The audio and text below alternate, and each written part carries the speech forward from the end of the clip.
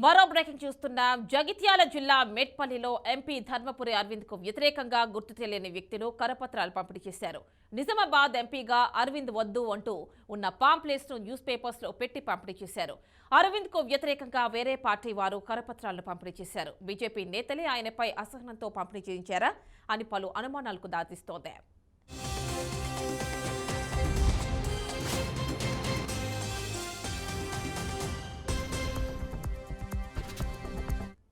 అయితే ఈ ఘటనపై ధర్మపురి అరవింద్ ట్విట్టర్ వేదికగా స్పందించి ఓ వీడియో విడుదల చేశారు. జీవన్ రెడ్డి అంకుల్ ఇవేమి పనులు, ఇసొంటి దిక్కుమాలిన ఐడియాలు మీకు ఎవరిస్తున్నారని ఆ వీడియోకు క్యాప్షన్ ఇచ్చారు. ఈ రోజు జగిత్యాలలో కరపత్రాలు పంచింది ఎమ్మెల్సీ జీవన్ రెడ్డి అని ఆ వీడియోలో చెప్పారు. అలాగే మీరు ఎక్కడ కనపడ్డా వంగి దండం పెడతా అని, కానీ తనలో అహంకారం ఎక్కడ కనిపించిందని అన్నారు. తాను అద్దాలు పెట్టుకుంటే తమ తమ్ముడికి ఏమవుతుందని ప్రశ్నించారు. అలాగే జగిత్యాలలో బీజేపీ బలం పుంజుకోవడంతో తట్టుకోలేక ఇలాంటి పనులు చేస్తున్నారని విమర్శించారు.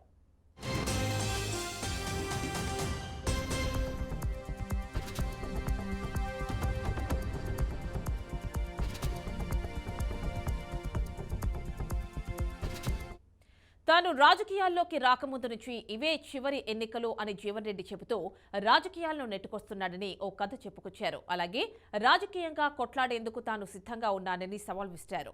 రాజకీయంగా పోరాడదామని జీవన్ రెడ్డి తన తమ్ముడికి నచ్చచెప్పాలని ధర్మపురి అరవింద్ తన ట్విట్టర్ వీడియోలో చెప్పుకొచ్చారు.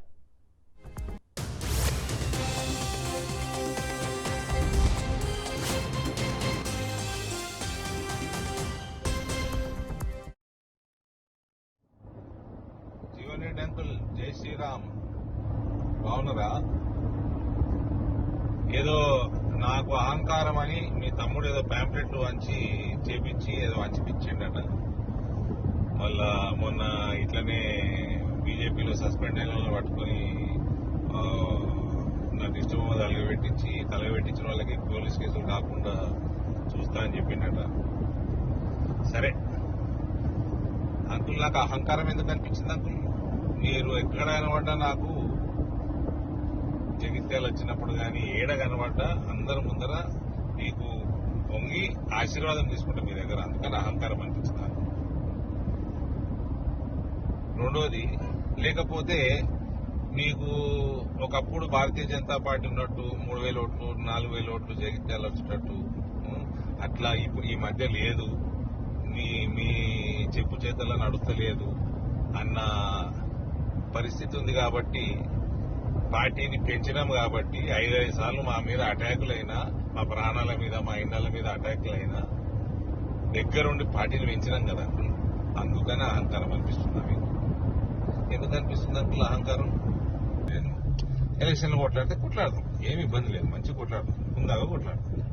కానీ మీ ఇంటి వాళ్ళకి ఎప్పుడు కొంచెం ఇట్లా చిల్లర వ్యవహారాలు చేయొద్దని చెప్పారు. నాకు వాజాప్తా భారతీయ జనతా పార్టీని కాంగ్రెస్ పార్టీ తోటి ఈక్వల్ గా ఓట్లు తెచ్చినాం కదా ఎలక్షన్లలో, అసెంబ్లీలో. ఇక పార్లమెంట్లో అంటే ఎడదట్టుకుంటారు. నాకు నేను చేసిన వాగ్దానాన్ని చేస్తే మీరు 45 ఏళ్ళు చేయలేని మీ పార్టీ మీరు నేను తెచ్చిపెడితే రైతులకి. ఇప్పుడు అంతా అవన్నీ నేను చెప్పిన పనులను చేసిన, నేను పార్టీని పెంచుకున్నా, ఇవన్నిటితో పాటు రామమయం ఉన్నది. అంతా మోడీమయం ఉన్నది, రామమయం ఉన్నది, హర హర్ మోదీ, గర్ గర్ మోదీ ఉన్నది. ఇవన్నీ కలిసి వస్తే మీకు బాధ. మళ్ళీ ఈ లాస్ట్ ఎలక్షన్, మళ్ళీ లాస్ట్ టైం ఓడిపోతామో, మళ్ళీ ఇంకొక లాస్ట్ ఎలక్షన్ ఉంటుందో తెలియదు.